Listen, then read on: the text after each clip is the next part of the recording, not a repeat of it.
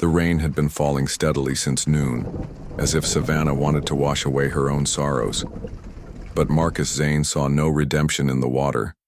To him, each drop was a reminder of what had been taken.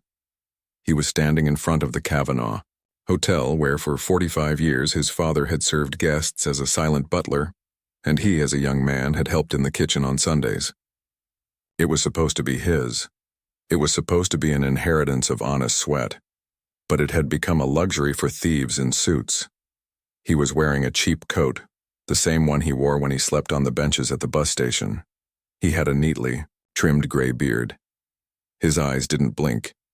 The eyes of someone who had seen hell and come back with a list of names. When the security guard tried to stop him, he simply said, "This hotel belongs to me." The man hesitated, but called for backup. A few minutes later, 3 employees surrounded Marcus under the dark awning. "Hey, old man, this is no shelter from the rain, you hear me?" said one of the managers with barely concealed contempt. Marcus didn't react.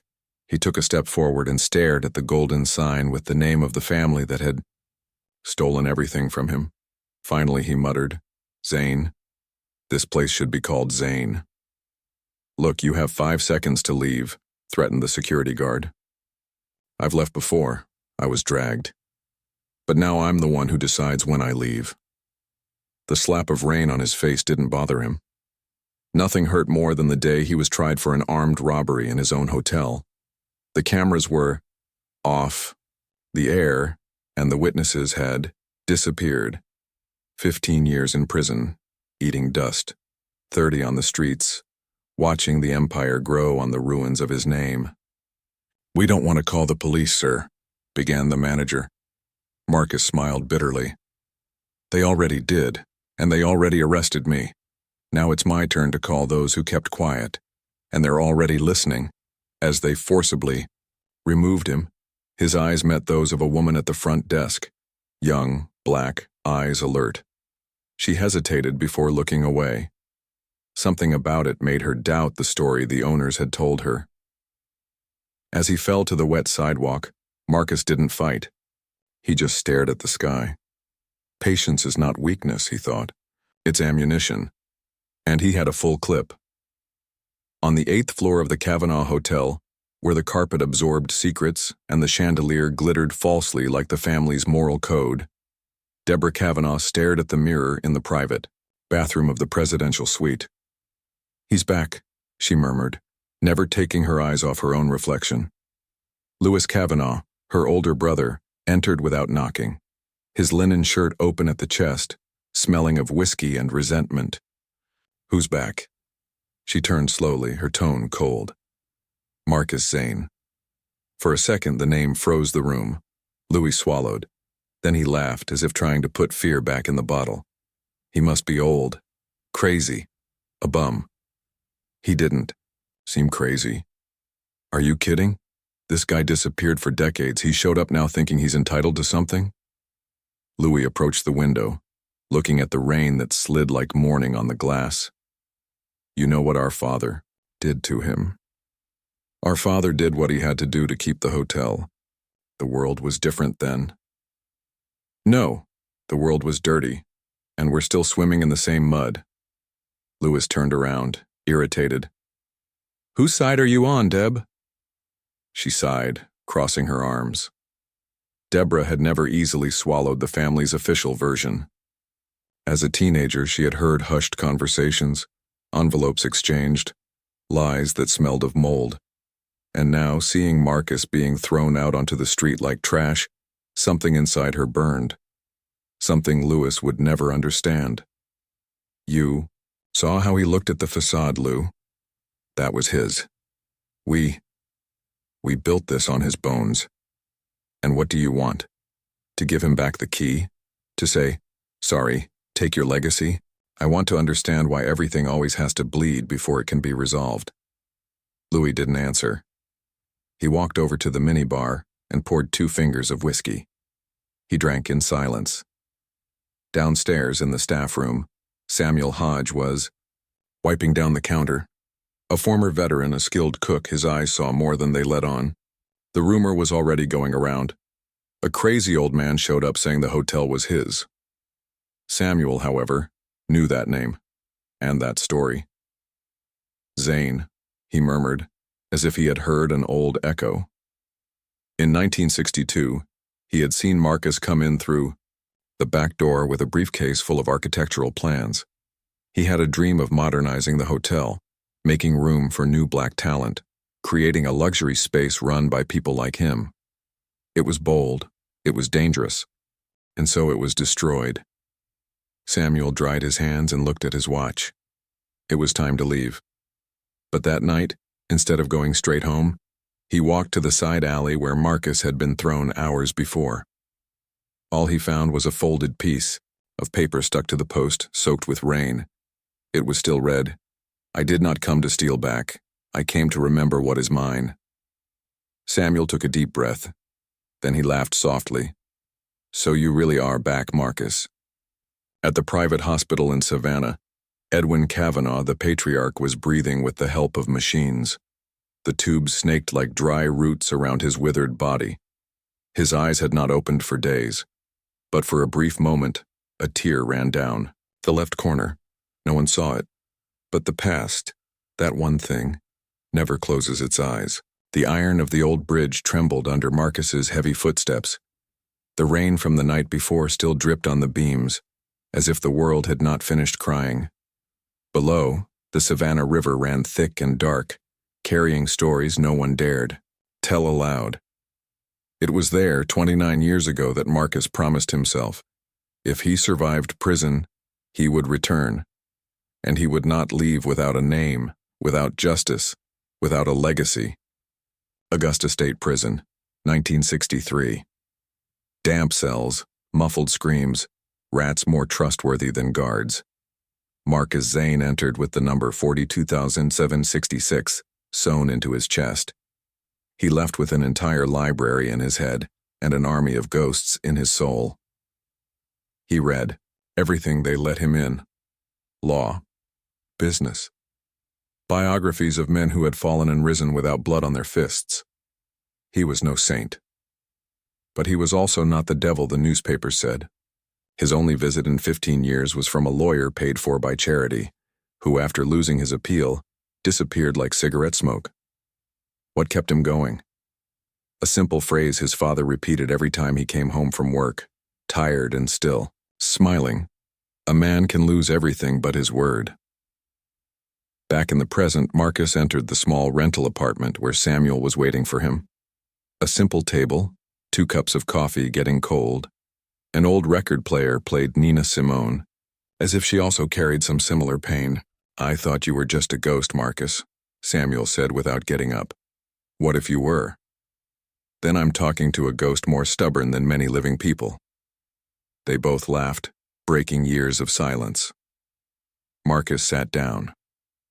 "Do they still lie, Sam?" "They lie even when they breathe."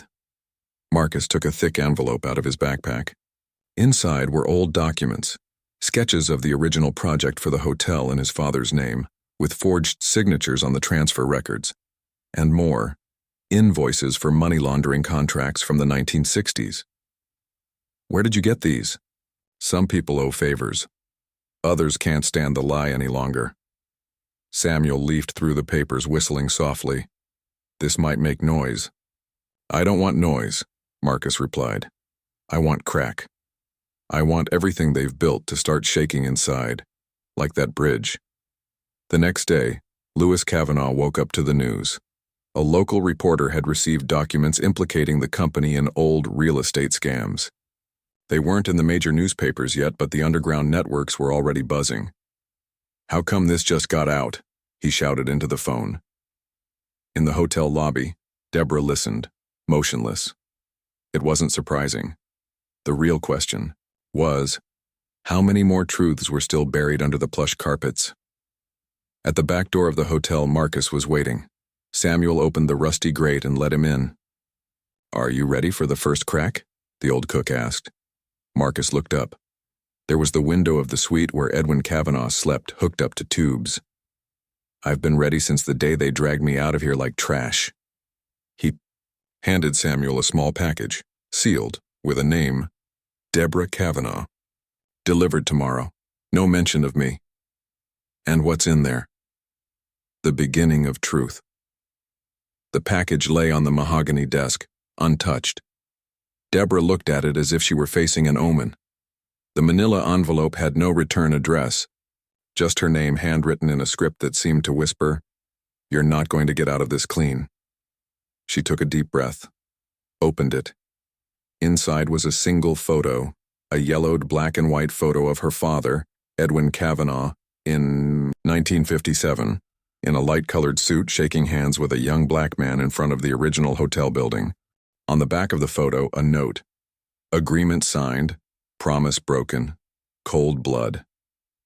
Deborah recognized the man next to her father.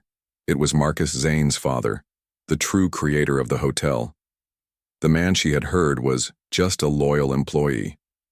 And next to the photo, two contracts, one original, dated and signed by both of them, the hotel project in partnership, and another forged weeks later, transferring everything to Edwin under the claim of abandonment of the partnership. Deborah felt her throat dry. "My God," she whispered. She knew her father was strict, even cruel at times. But forgery? Deliberate theft of an inheritance? Lewis appeared from behind the door, his shirt open and looking like he had already rummaged through a glass of whiskey all night. "What paperwork is this?" She hid the documents instinctively. "Accounting. Nothing important. He didn't buy it, but he didn't force it. The old man had another crisis today. The doctor said that he might not make it through the month. Maybe he should wake up and answer some questions first." "What kind of questions?" "The kind that burn our family name to the bone." Lewis looked her up and down. "You look different, Deb." She took the envelope and put it inside her leather briefcase. "Maybe it's because I'm starting to see." At Samuel's house, Marcus was finishing a kind of war mural.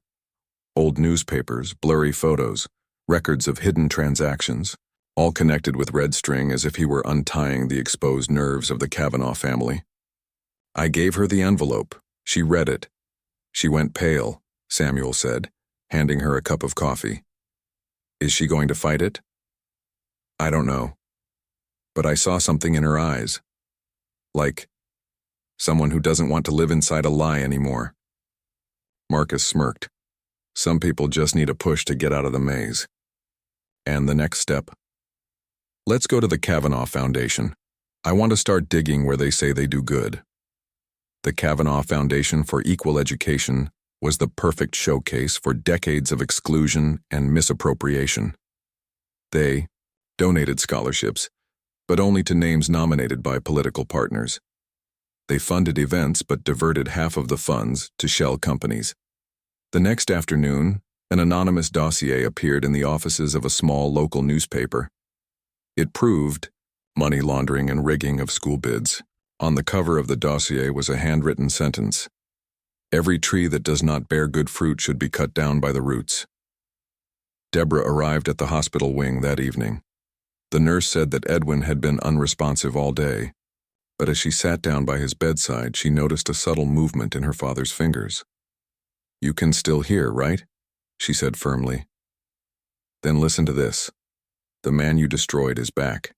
And I don't know if I should be on your side anymore." The heart monitor raced. Edwin didn't open his eyes, but he cried. For the second time. Deborah didn't cry back. She just whispered, "For once in my life, Dad, I think I'm going to do the right thing." The morning came heavy, stifling, as if the sky were choking on everything that hadn't yet been said. In the hotel's main office, Louis Kavanaugh was throwing ashes on the carpet, irritated by the call he'd just received. "More documents have been leaked. Now they're talking about the foundation. This is going to be a mess, Deb." "And maybe it has to be," she replied, leaning against the door, arms crossed, firm. "Have you completely lost your mind?" "No, I'm just starting to understand what we really inherited, a well-dressed lie." Louis slammed his fist on the table. "You don't understand how the world works. We did what we had to do to keep this place alive. Our father Stole, manipulated, destroyed families. Have you ever stopped to think what that does to us? He pointed a finger at his sister, his face red. It doesn't matter what he did. The name we carry is all we have. I'd rather lose that name than carry it like a chain. Lewis snorted, dropping his glass of whiskey. If you side with that man, with that Zane, you'll become an enemy. Then call me an enemy, Lou. She left without looking back. But she left the words echoing like thunder in a closed room. On the industrial side of the city, among rusty containers and forgotten rails, Marcus and Samuel stopped in front of an abandoned warehouse with the sign faded. Kavanaugh Storage, Private Archive. Are you sure this is it?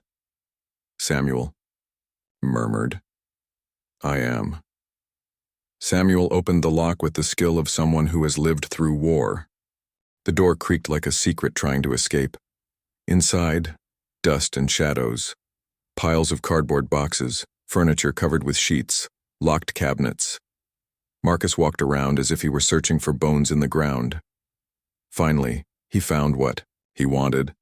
An old drawer with a faded label. 1971, Zane, Kavanaugh merger. Inside, erased documents, omitted testimonies, and a series of Polaroid photos. A young Marcus handcuffed, being escorted out of the hotel. In the background, Edwin smiled discreetly. Samuel held up one of the photos. They documented their own crime. With pride, Marcus replied, his voice cold. Beneath the photos, an old tape recorder with a tape still in it. Marcus put it to his ear and pressed play. The voice was unmistakable. Make him look dangerous. Destroy his name. What matters is the title deed. The rest is scenery. Edwin Kavanaugh. Marcus turned off the recorder and stood still. This is more than I bargained for, she said. What now? Now, Samuel. We have what it takes to bring the empire to its knees. In the hospital suite, Deborah sat down next to her father again. His blank stare no longer intimidated her. I got pictures, recordings. You know what, Dad? I got a conscience. You taught me to fight for power, but never for truth. She pulled a small portable radio from her bag and pressed play. Edwin's voice filled the room. Make him look dangerous. The old man's eyes moved. A sob escaped his throat. But she hung up before he could try to justify himself. Sometimes justice comes late, but it does.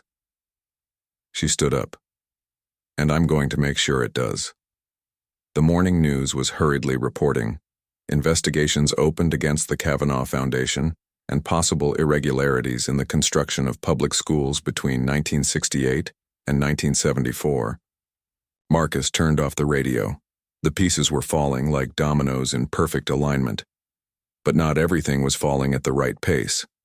Samuel entered the room with a serious face. We have a problem. Tell me. An employee was fired today. Beautiful. Young. She was on the Foundation's archives team. They said she facilitated the leak. But she had nothing to do with it, Marcus. Marcus closed his eyes for a moment. Silence. They're hunting for the guilty, in the dark. And hitting innocent people. Is that part of the plan? Marcus stood up slowly. His eyes were sunken. None of this should affect outsiders. But it does, and it could get worse. Samuel crossed his arms. The question is, how far are you willing to go? Marcus didn't answer. Instead, he picked up the recorder with Edwin's voice on it. He twirled it between his fingers like a lucky or doomed coin. In the hotel's underground parking lot, Deborah was waiting. Long coat, determined look. Marcus emerged from the shadows as if he were part of them. I thought you weren't coming, she said. I didn't think you'd call. That's a lie. You knew I would. Eventually. Marcus stepped closer. The silence between them was almost physical. What do you want from me, Marcus? Truth, accountability, and for them to stop pretending my name never existed. She hesitated. And revenge? I thought we were talking about different things. Not me. She pulled an envelope from her purse and handed it to him. Inside were her brother's bank records, recent illegal transactions, shell companies. Louis won't stop. He'll crush you if he can. And he'll take me with him if I keep quiet.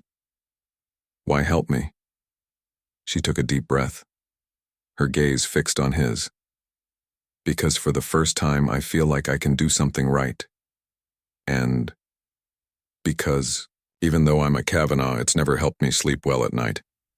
Marcus lowered his head. When he spoke, his voice was hoarse. Your father tried to destroy me, and for a while he succeeded. Do you want him to fall? No, he's already fallen. He just didn't realize it. What I want now is for his name to never again be used as a shield for injustice. That night, in the basement of the old public school funded by the Foundation, someone watched Marcus and Samuel unload more boxes of documentary evidence. A figure in the darkness. Anonymous, but not indifferent. A call came in. I found old Zane, and he's not alone.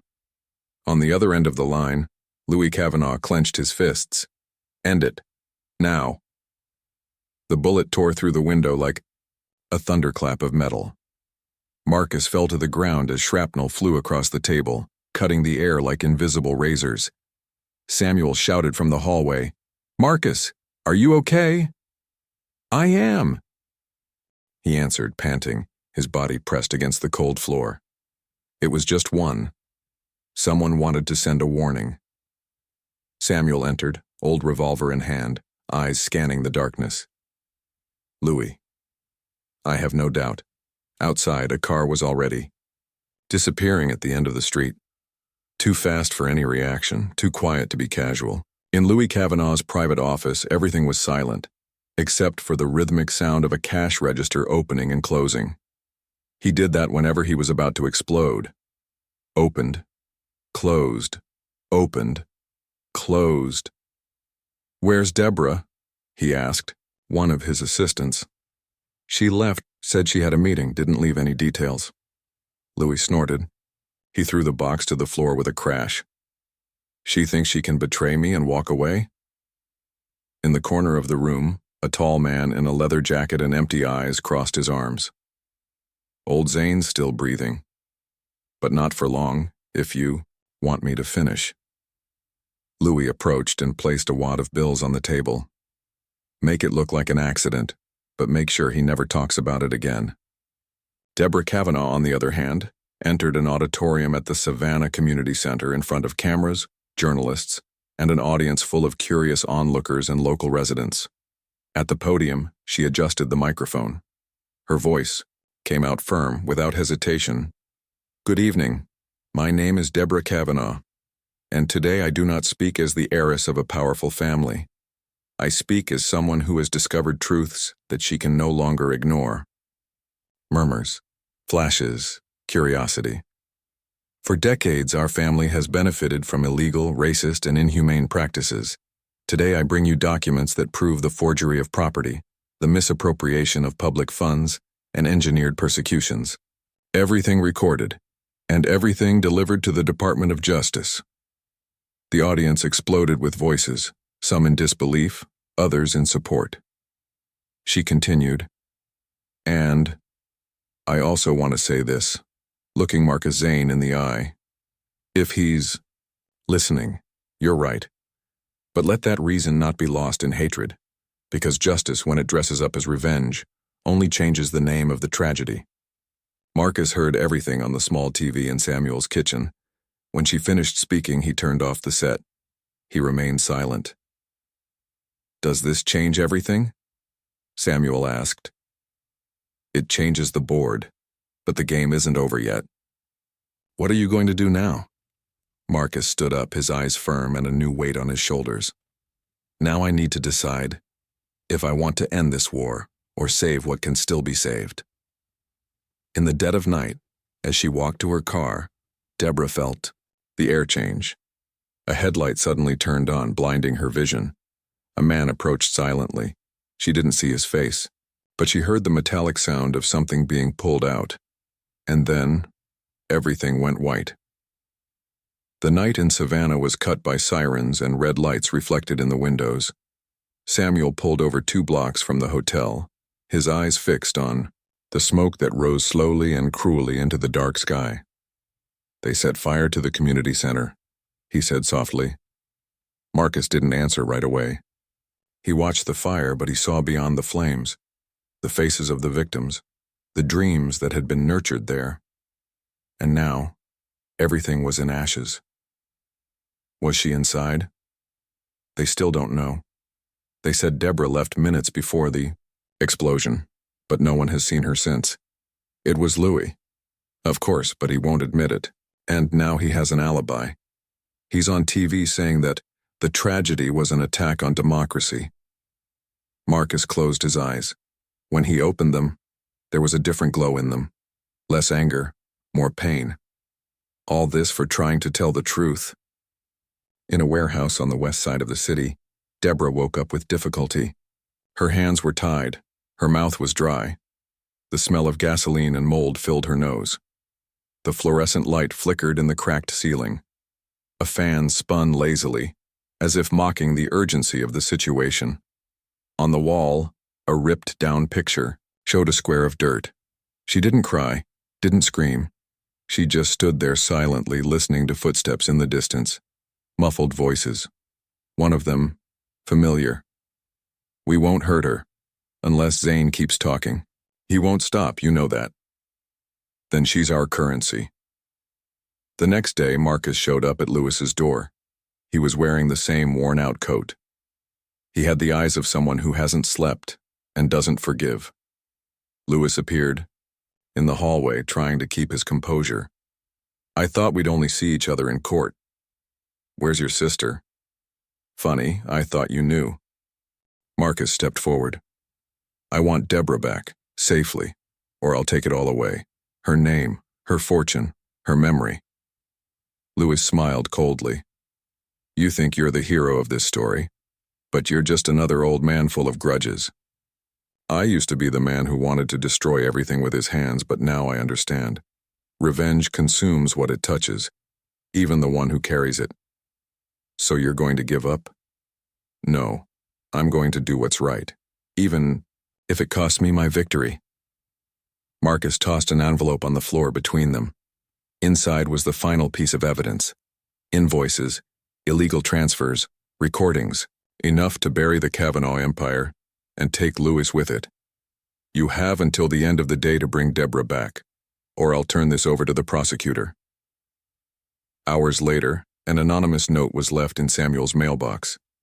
She's alive. Warehouse 42, Osborne Avenue. But come alone. Samuel showed Marcus the paper. It's a trap. I know. And yet you will? Because she gave me the truth. Now I give you the choice back. As Marcus carried Edwin's tape recorder in his pocket, he heard that voice again, make him look dangerous. And in that moment he realized that's exactly what he had become. But there was still time to be something else, someone better. Warehouse 42 was at the end of Osborne Avenue, surrounded by rubble, tall grass, and silence. The kind of place where secrets are hidden, or bodies. Samuel parked the van a block away. Marcus opened the door slowly. Edwin's tape recorder in his pocket, the envelope with the evidence in his left hand and a piece of his soul in his right. If I'm not out in 20 minutes, Marcus said, you'll take this straight to the prosecutor. Marcus, promise. Samuel nodded, eyes watering. Go with faith, but come back alive. The warehouse was cold, damp, and smelled of old fear. Marcus went in alone. The door creaked like a sentence. Inside, in the dim light of a hanging lamp, Deborah sat, tied up but conscious, bruised but alive. And in front of her, with a pistol in his hand, was Louis Kavanaugh. It's always been you, right? Louis said, unsmiling. Since that day, the kid who served lemonade on the patio and dreamed of owning the world. I didn't want the world, Louis, just what was rightfully ours. Right? Right is what you can keep when the blood dries, the rest is cheap poetry. Then let's cut the poetry. Marcus threw the envelope to the floor. Louis kicked it dismissively. That won't stop me. But it might stop the lying. Louis stepped closer. I lost everything because of you. My name, my sister, my empire. You lost that because you built it all on injustice. I just lifted the rug. Louis raised the gun. You think you won? I didn't come to win, I came to free. Marcus took the tape recorder out of his pocket and pressed play. Make him look dangerous, destroy his name. Edwin's voice echoed in the warehouse like a final sentence. Deborah cried. Louis trembled. For a second, his hand wavered. Marcus stepped forward unarmed. Shoot if you want, but know that after that it's all over, even for you. Louis hesitated, his finger on the trigger. And then, a shot. But not from Louis. Samuel, from the entrance to the warehouse, his gun shaking in his hands, had fired. The shot hit Louis in the shoulder, throwing him against the crates behind. Marcus ran to Deborah, untied her, checked her wounds. Louis groaned, lying there bloody. You shouldn't have come back, he murmured. Marcus knelt beside her. I came back because someone needed to break this cycle.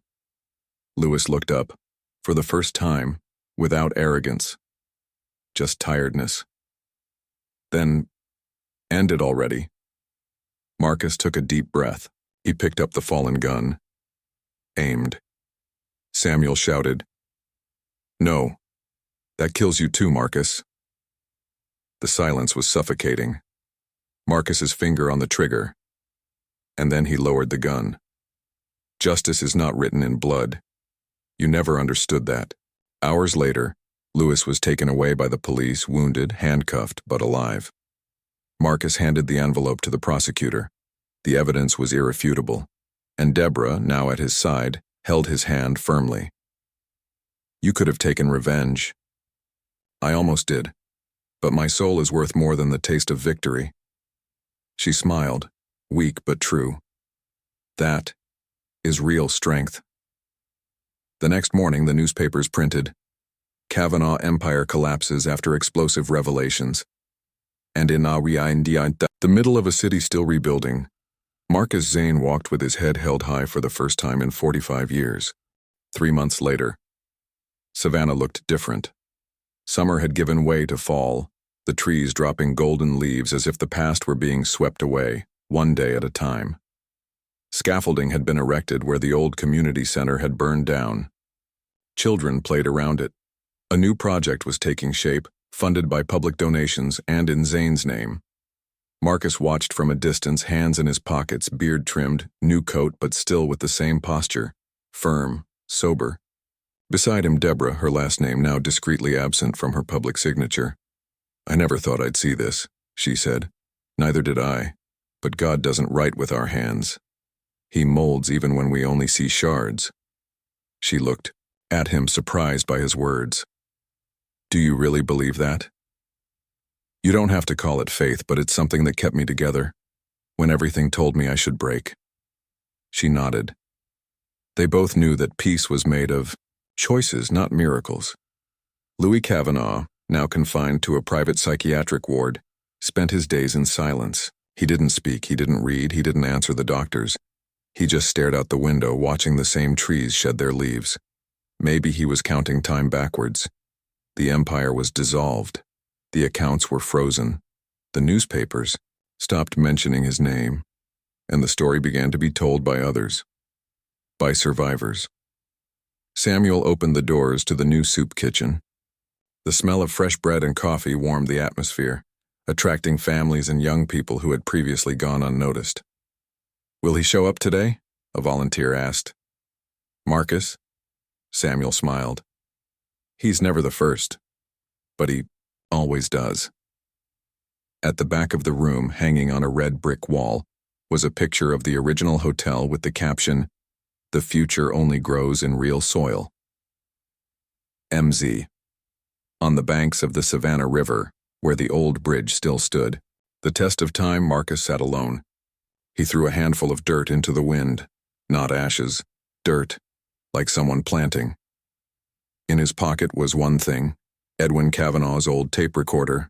He pressed play one last time, then he took out the tape. He threw it into the river. And with that, the voice from the past disappeared.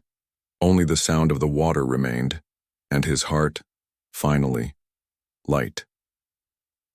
Do you like stories of overcoming? Have you ever experienced a moment so strange or unusual that it seemed like it came straight out of a movie? Then you're in the right place. Here, we love sharing stories that touch the heart, inspire, and make you reflect. But we want to hear from you.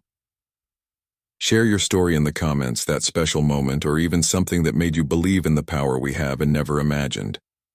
Who knows, maybe your experience will inspire us to tell a new story in the future.